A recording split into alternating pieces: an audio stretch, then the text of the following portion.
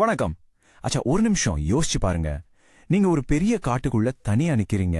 உங்களை சுத்தி ஆயிரக்கணக்கான உயிரினங்கள், மரங்கள், பறவைகள், பூச்சிகள்னு நிறைய இருக்கு. இதெல்லாம் தனித்தனியா இயங்கிட்டு இருக்குன்னு நினைக்கிறீங்களா? நிச்சயமா இல்ல. இது எல்லாமே ஒரு பெரிய சோஷியல் நெட்வொர்க் மாதிரி ஒன்னோட ஒன்னு கனெக்ட் ஆகியிருக்கு. இயற்கையோட இந்த ஆச்சரியமான நெட்வொர்க்கை பத்தி தான் நாம இன்னைக்கு பார்க்க போறோம். அப்போ இந்த உறவுகள் எல்லாம் நட்பானதா இல்ல பகையானதா? உண்மையா சொல்லணும்னா இயற்கையோட உறவுகள் நாம நினைக்கிற மாதிரி அவ்வளோ சிம்பிள் இல்ல. சில உறவுகள் ரெண்டு பேருக்குமே லாபமா இருக்கும், சிலதுல ஒன்னு லாபம் பார்க்கும், இன்னொன்னு நஷ்டப்படும். சில சமயம் ரொம்ப கடுமையான போட்டியே நடக்கும்.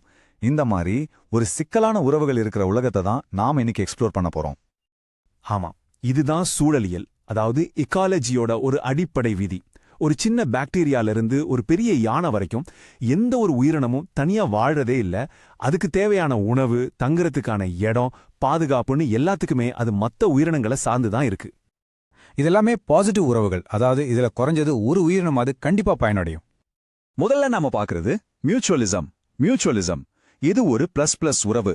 அப்படின்னா இதுல சம்பந்தப்பட்ட ரெண்டு உயிரினங்களுக்குமே நன்மைதான். இதுல ரொம்ப முக்கியமான ஒரு விஷயம் என்னன்னா, இது ஒரு கட்டாய உறவு. இவங்க ரெண்டு பேரும் பிரிஞ்சா உயிர் வாழ்றதே ரொம்ப கஷ்டமாயிடும். இது கிட்டத்தட்ட உனக்காக நான், எனக்காக நீ அப்படின்ற மாதிரி ஒரு அக்ரிமெண்ட். இதுக்கு சில சூப்பரான உதாரணங்கள் இருக்கு பாருங்க. விலங்குகள் பூக்கள்ல தேன் குடிக்கும்போது மகரந்த சேர்க்கைக்கு உதவுது. இது ரெண்டு பேருக்குமே லாபம். பறவைகள் பழங்களை சாப்பிட்டுட்டு அதோட விதைகளை ரொம்ப தூரத்துக்கு கொண்டு போய் பரப்புது. சில செடிகளோட வேர்ல வாழ்ற பாக்டீரியா காத்துல இருக்கிற நைட்ரஜனை அந்த செடிக்கு தேவையான சத்தா மாத்தி கொடுக்குது. இது எல்லாமே மியூச்சுவலிசத்தோட அற்புதமான எடுத்துக்காட்டுகள். அடுத்து நாம பார்க்கறது புரோட்டோ கோஆபரேஷன். புரோட்டோ கோஆபரேஷனும் பிளஸ் பிளஸ் உறவு தான், ஆனா இது கட்டாயம் கிடையாது. இதுக்கு ஒரு அருமையான உதாரணம் துறவி நண்டும் கடல் சாமந்தியும். நண்டு கடல் சாமந்திய தன்னோட ஓட்டு மேல சுமந்துட்டு போகும். இதனால கடல் சாமந்திக்கு புது இடங்களுக்கு போய் உணவு தேட முடியுது. பதிலுக்கு கடல் சாமந்தி அதோட விஷ கொடுக்குகளால நண்டை எதிரிகள் கிட்ட இருந்து பாதுகாக்குது. இவங்க பிரிஞ்சாலும் உயிர் வாழ்வாங்க, ஆனா ஒன்னா இருந்தா வாழ்க்கை ரொம்ப ஈஸியா இருக்கும். அடுத்ததா நாம பாக்குறது கமென்சலிசம். இது ஒரு பிளஸ் ஜீரோ உறவு.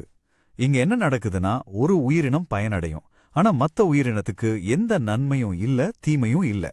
ஒரு நல்ல உதாரணம் நம்ம மனுஷங்களோட குடல்ல வாழ்ற சில நுண்ணுயிரிகள். அதுக்கு நம்ம கிட்ட இருந்து உணவும் பாதுகாப்பான இடமும் கிடைக்குது, ஆனா அதனால நமக்கு எந்த பாதிப்பும் இல்ல, பெரிய நன்மையும் இல்ல. அப்போ சிம்பிளா சொல்லணும்னா மியூச்சுவலிசம், புரோட்டோ கோஆபரேஷன் ரெண்டுமே பிளஸ் பிளஸ் உறவுகள் தான். ஆனா மியூச்சுவலிசம் பண்றது உயிர் வாழ்றதுக்கே அவசியமான ஒரு கட்டாய உறவு. ஆனா புரோட்டோ கோஆபரேஷன் அப்படி இல்ல, அது ஒரு ஆப்ஷனல் கூட்டணி மாதிரி. இந்த முக்கியமான வித்தியாசத்தை நாம புரிஞ்சுக்கணும். சரி, இப்போ கதையோட அடுத்த பகுதிக்கு வருவோம். இயற்கையில ஒத்துழைப்பு மட்டும் இல்ல, முரண்பாடுகளும் நிறைய இருக்கு. இப்போ நாம பார்க்க போறது எதிர்மறை உறவுகள். இதுல குறைஞ்சது ஒரு உயிரினமாவது கண்டிப்பா பாதிக்கப்படும். பிரிடேஷன், அதாவது வேட்டையாடுதல். இது ஒரு பிளஸ் அண்ட் மைனஸ் ரிலேஷன்ஷிப். இதுல வேட்டையாடுற உயிரினம், அதாவது பிரிடேட்டர், இரையாகிற இன்னொரு உயிரினம், அதாவது பிரேய கொன்னு சாப்பிடும். இதுக்கு உதாரணமா பூச்சிகளை பிடிக்கிற நெப்பந்தஸ் மாதிரியான செடிகள், இல்லனா சின்ன புழுக்களை வேட்டையாடுற டாக்டில் மாதிரியான பூஞ்சைகளை கூட சொல்லலாம். அடுத்தது பாரசைட்டிசம், அதாவது ஒட்டுண்ணி வாழ்க்கை. இதுவும் ஒரு பிளஸ் மைனஸ் உறவு தான். இங்க ஒட்டுண்ணி, அதாவது பாரசைட், ஓம்புயிர், அதாவது ஹோஸ்ட்னு சொல்ற இன்னொரு உயிரினம் மேலேயோ இல்ல உள்ளேயோ வாழ்ந்து அதுகிட்ட இருந்து சாப்பாட்டை எடுத்துக்கும். இதுல பாரசைட்டுக்கு லாபம், ஆனா ஹோஸ்டுக்கு நஷ்டம். உதாரணத்துக்கு மரங்கள் மேல படர்ந்து அதோட சத்த உறிஞ்சிற கஸ்கூட்டா செடி. அடுத்தது ஆன்டிபயோசிஸ். ஆன்டிபயோசிஸ் இது ஒரு மைனஸ் ஜீரோ உறவு. இது ரொம்பவே சுவாரஸ்யமானது. இங்க ஒரு உயிரினம் சில கெமிக்கல்ஸை வெளியிடும். அந்த கெமிக்கல்ஸ் இன்னொரு உயிரினத்தோட வளர்ச்சியை கொல்லும், இல்லனா தடுக்கும். ஆனா இதனால் அந்த உயிரினத்துக்கு எந்த லாபமும் கிடையாது. இது நுண்ணுயிர்களுக்கு நடுவுல நடக்கிற ஒரு கெமிக்கல் வார் மாதிரி. இப்ப நாம பார்க்க போறது இயற்கையில ரொம்ப ரொம்ப பொதுவான ஒரு விஷயம், போட்டி.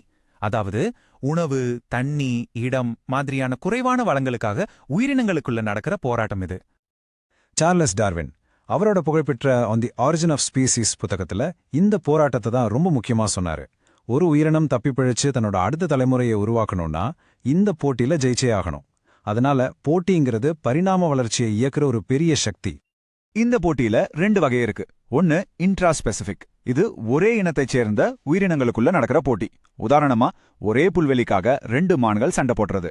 இன்னொன்னு இன்டர்ஸ்பெசிபிக். இது வேற வேற இனங்களுக்குள்ள நடக்கிற போட்டி. உதாரணமா ஒரே இரைக்காக சிங்கமும் கழுதப்புலியும் சண்டை போடுறது. சரி, இதுவரைக்கும் நாம தனித்தனி உறவுகளை பார்த்தோம். இப்போ கொஞ்சம் பின்னாடி வந்து இது எல்லாம் சேர்ந்து எப்படி ஒரு பெரிய சித்திரத்தை, ஒரு பிக் பிக்சரை உருவாக்குதுன்னு பார்க்கலாம். பாருங்க, இந்த எல்லா உறவுகளும் சேர்ந்து தான் இயற்கையோட சமநிலையை உருவாக்குது. மியூச்சுவலிசம் மாதிரியான பாசிட்டிவ் உறவுகள் ஒத்துழைப்பை வளர்க்குது. பிரிடேஷன் மாதிரியான நெகட்டிவ் உறவுகள் உயிரினங்களோட எண்ணிக்கையை கட்டுப்பாட்டுல வச்சுக்க உதவுது. போட்டியோ வலிமையானது தப்பிச்சு பரிணாம வளர்ச்சி அடைய ஒரு முக்கிய காரணமா இருக்கு. அதனால நாம நல்லது கெட்டதுன்னு பாக்குற ஒவ்வொரு உறவுக்குமே இயற்கையோட இந்த பெரிய சிஸ்டம்ல ஒரு முக்கியமான பண்டு இருக்கு. இயற்கைய போலவே நம்ம வாழ்க்கையிலயும் ஒவ்வொரு தொடர்பும் ஒவ்வொரு சவாலும் நம்ம வளர்றதுக்கு தான் உதவுது. சில உறவுகள் நமக்கு மியூச்சுவலிசம் மாதிரி சப்போர்ட்டிவா இருக்கும், சில சவால்கள் போட்டி மாதிரி நம்மள இன்னும் வலிமையாக்கும். அதனால எது நடந்தாலும் அதை ஒரு பாடம்னு எடுத்துக்கோங்க. தொடர்ந்து கத்துக்கிட்டே இருங்க, வளர்ந்துகிட்டே இருங்க.